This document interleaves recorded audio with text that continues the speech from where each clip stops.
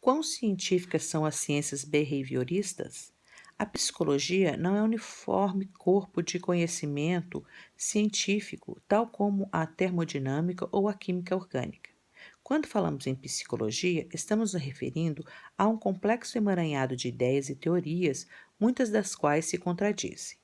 A psicologia nem sequer provou ser capaz de lidar eficazmente com a mente humana ou com os processos mentais e emocionais. Assim, dificilmente pode ser considerada como ciência. Muitos, tenho certeza, se oporão ao fato de eu classificar a psicologia como uma pseudociência. Mas é exatamente isso o que ela é, a mais recente das inúmeras invenções humanas projetadas para explicar, diagnosticar e tratar problemas de comportamento sem tratar de questões de ordem moral e espiritual. Há pouco mais de um século, teve início um debate acerca de um tipo diferente de ciência behaviorista chamada frenologia. A frenologia dizia que as características da personalidade de uma pessoa eram determinadas pelo formato de seu crânio. Você talvez tenha se deparado com alguns velhos diagramas de frenologia. Eram mapas da cabeça com áreas específicas rotuladas, mostrando qual região do cérebro determinava a existência de uma emoção ou de uma característica. A f- o frenologista apalpava o crânio das pessoas e diagnosticava os problemas a partir da localização das saliências existentes. E se você acha que as ciências behavioristas tiveram grandes avanços desde então, pergunte-se quão racional é cercar de travesseiros um adulto, deixando em posição fetal de forma a agredi-lo às suas ansiedades pré-natais. Se tivesse de escolher, preferiria alguém apalpando o meu crânio. Psicólogos modernos servem de centenas de modelos e técnicas de aconselhamento que estão alicerçados de miríades de teorias conflitantes entre si. Por isso, é impossível falar de psicoterapia como se for uma ciência consistente e unificada. Entretanto, os pontos de vista que cito abaixo, popularizados pela psicologia, provenientes da vasta substância no tanque psicológico, têm sido filtrados para dentro da igreja e estão gerando um efeito profundo e perturbador em sua abordagem para ajudar as pessoas. A natureza humana é basicamente boa. As pessoas possuem em si mesmas as respostas para seus problemas. A chave para se entender e corrigir as atitudes e ações de uma pessoa reside em algum ponto de seu passado. Os problemas de uma pessoa resultam de algo que alguém fez a ela. Os problemas humanos podem ser meramente psicológicos quanto à sua natureza, não vinculados a quaisquer condições espirituais ou físicas. Problemas profundos só podem ser resolvidos por conselheiros profissionais que usam terapia. As Escrituras, a oração e o Espírito Santo são recursos simplistas e inadequados para a resolução de certos tipos de problemas. Ironicamente, antes mesmo da Igreja se tornar tão fascinada pela ciência behaviorista, aqueles que a conheciam de perto começaram a questionar se a psicoterapia chega a ser uma ciência. Alguns anos atrás, a revista Time publicou um artigo de capa intitulado A Psiquiatria no Divã. Ele dizia: em todas as frentes, os psiquiatras parecem estar na defensiva. Muitos psiquiatras querem abandonar o tratamento dos neuróticos do dia a dia às mãos de psicólogos e de terapeutas populares e amadores.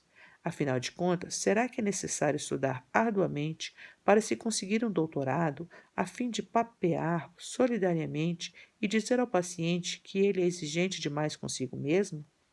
E se a psiquiatria é um tratamento médico, por que seus praticantes não conseguem obter os mesmos mensuráveis resultados científicos obtidos por outros tipos de médicos?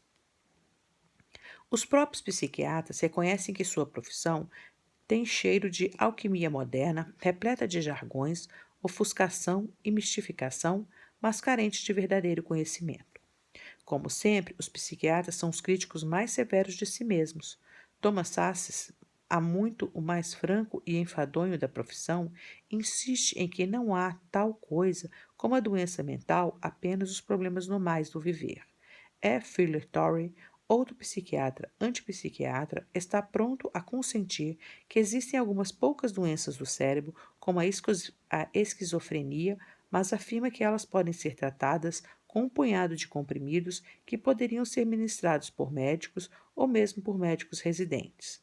Em contraste, o psiquiatra e poeta escocês R. D. Laing Está convicto de que a esquizofrenia é real e que ela faz bem. Lenk explica: é como uma epifania psicodélica, muito acima da experiência normal. Até mesmo os profissionais mais convencionais não têm certeza se podem diferenciar os insanos dos sãos. O artigo prossegue, alistando os fracassos da psiquiatria, salientando que de todos os pacientes, um terço é eventualmente curado, outro terço recebe alguma ajuda e o último terço fica como sempre esteve. Mas o artigo continua declarando: o problema está no fato de que a maioria das terapias, incluindo algumas bizarras, também reivindicam alguma melhora em dois terços dos pacientes. Os críticos alegam que muitos pacientes buscam análise após uma experiência traumática, como um divórcio ou a morte de um ente querido, e já estão predispostos à melhora quando o choque tiver passado. Um estudo mostra melhoras em pessoas que simplesmente estavam na lista de espera, aguardando tratamento psicanalítico. Presume-se que a simples decisão de ir à busca de tratamento já ajuda. O artigo termina com um prognóstico pessimista feito por Ross Baldassarrini, um psiquiatra e bioquímico da Mayman Research Center. Ele declarou à revista Time: a nossa previsão é que, no futuro, não encontraremos as causas e curas para as doenças mentais. Vários anos depois, uma conferência realizada em Phoenix, no Arizona, reuniu as maiores autoridades em psicologia num evento que foi considerado a maior reunião do gênero em todos os tempos. A conferência, chamada de A Evolução da Psicoterapia, reuniu 7.000 especialistas em saúde mental, vindo de todas as partes do mundo. Esta foi a maior reunião da história a respeito do assunto, sendo por isso chamada de Woodstock da psicoterapia. Dali surgiram várias revelações estonteantes. O jornal Los Angeles Times, por exemplo, citou Lang, que disse não conseguir lembrar de que tivesse surgido, depois de um século de psicoterapia, qualquer critério fundamental das relações humanas. E mais, não creio que tenhamos ido além de Sócrates, Shakespeare, Tolstói ou até mesmo Flaubert com 15 anos de idade. Lang ainda acrescentou: não creio que a psiquiatria seja uma ciência. Não é como a química ou a física, onde edificamos um corpo de conhecimento e progresso. Lang disse que, em sua presente luta pessoal contra a depressão, sussurrar uma melodia conhecida, ele prefere uma intitulada Continue firme até o fim da estrada. Às vezes é de maior proveito do que qualquer coisa que a psicoterapia ofereça. A revista Time, relatando acerca da conferência, salientou que, em um painel de discussão sobre a esquizofrenia, 3 em cada 4 especialistas declararam não haver tal doença.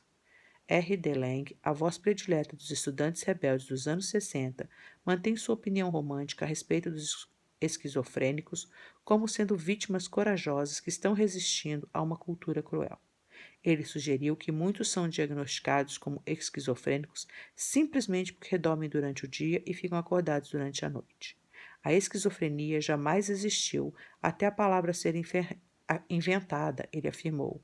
Ao participar de um painel mais tarde, Lang ouviu uma mulher perguntar como ele lidaria com esquizofrênicos. Lang enrolou e protelou durante 27 minutos e, por fim, ofereceu o único tratamento possível às pessoas que ele não vê como doentes. Eu as trato exatamente como trato qualquer outra pessoa. Eu me comporto pelas regras básicas de educação e cortesia.